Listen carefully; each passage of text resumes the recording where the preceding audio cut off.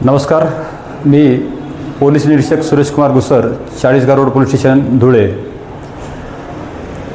दिनांक 16/11/2025 रोजी हाजीनगर धुळे या ठिकाणी रात्री घरफोडी होऊन जवळपास 20,000 रुपये चोरीला गेल्याची तक्रार पोलीस स्टेशनला नोंद केली होती।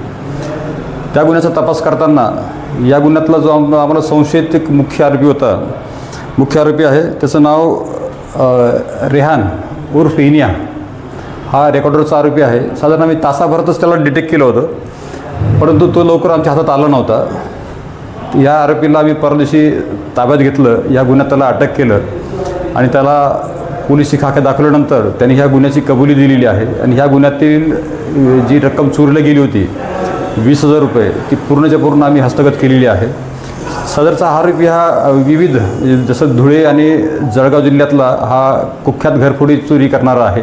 याच्याविरुद्ध साधारण 17च्या वर गुन्हे नोंद आहेत। अशा या अट्टल गुन्हेगाराला आम्ही अटक केलेला आहे आणि याची पोलीस कोठडी 3 दिवस घेतलेली आहे।